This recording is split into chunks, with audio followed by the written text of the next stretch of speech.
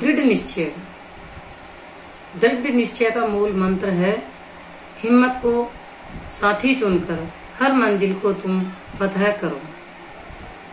मैं संतोष पारीक, मेरा जन्म 10 जुलाई 1970 में अजमेर जिले के मांड्यावर कला गांव में हुआ।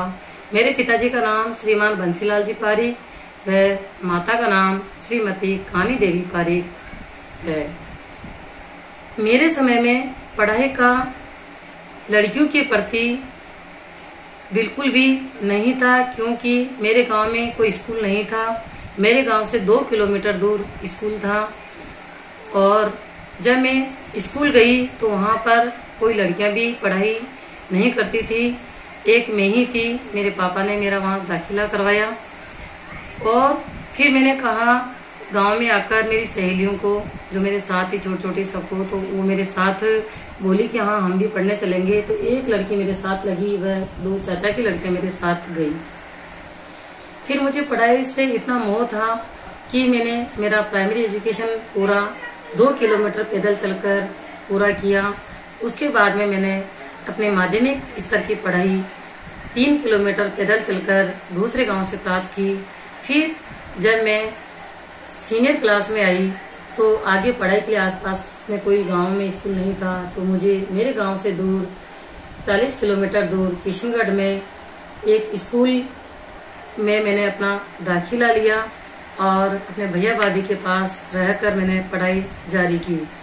जब मैं सीनियर से लेकर BA तक पढ़ाई की तो मैंने भैया भाभी की चाकरी, गुलामी और कई प्रताड़नाओं का सामना और भेदभाव सहन करते हुए शिक्षा प्राप्त की। जब मैं BA में थी तो पूरी BA नहीं हुई, उससे पहले ही मेरी सगाई एक गांव में, ऐसे गांव में कर दी जहां पर बिल्कुल ही गांव अविकसित था, कच्चे घर थे और लड़का भी मेरे से 2 क्लास पीछे पढ़ता था। लेकिन मैंने जब घर वालों को समझाया कि आप क्या सोचकर मेरी शादी कर रहे हैं, तो उन्होंने कहा कि उम्र हो गई है, शादी तो करनी ही पड़ेगी। तो मैंने कहा कि आप कम से कम ये तो देखते कि किस गांव में कर रहे हैं जहां बिल्कुल कुछ भी नहीं है, मैं कैसे मेरी पढ़ाई को जारी रखूंगी, मैं कैसे इस परिवार में रहूंगी। उन्होंने धोखा दिया मुझे कि हम तेरा साथ देंगे, तुझे B.Ed कराएंगे। धोखा देकर उन्होंने धोखे से मेरी शादी कर दी। फिर भी मैंने अपना दृढ़ निश्चय रखा, पढ़ाई जारी रखी और मैंने यही भी कहावत सुनी हुई थी कि लड़की अपने भाग्य का खाती है, अपने बाप के भाग्य का नहीं।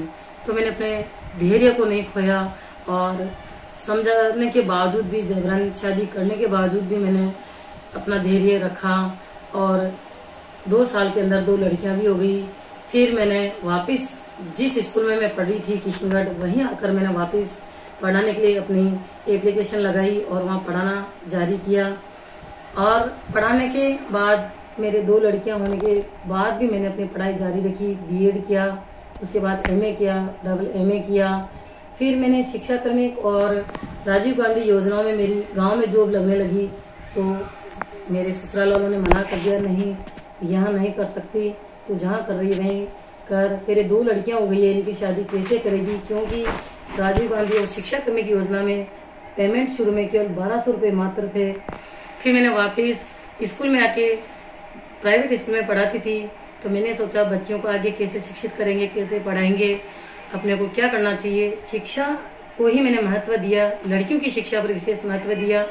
तो आज वो लड़कियां भी मेरी MA, एक इंग्लिश है, एक MA साइंस जूलॉजी से, दोनों B.Ed हैं। और मैंने 2003 में अपना खुद का स्कूल, एजुकेशन स्कूल खोला और खुद ने बड़ी मेहनत से लोगों को जागरूक करते हुए, लड़कियों की शिक्षा पर जोर देते हुए बहुत सी लड़कियों को फ्री पढ़ाया।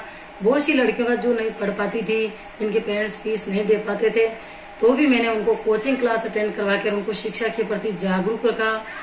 और यही मैं सभी लड़कियों से कहना चाहती हूँ कि जीवन में कितनी भी बाधाएं आए, कितनी भी परेशानियां आए, बाधाएं और परेशानियां अपनी जगह है, लेकिन अपना दृढ़ निश्चय रखकर अपना जो लक्ष्य है उसको हासिल करना है। तो अपने को अपने गोल की तरफ ध्यान देना चाहिए, तभी अपन अपने जो लक्ष्य हैं, अपनी इच्छाएं हैं, अपन जो जीवन में कुछ करना चाहते हैं उसको हासिल कर सकते हैं। आज मैं एक प्राइवेट स्कूल चलाते हुए कई संगठनों से जुड़ी हुई हूँ।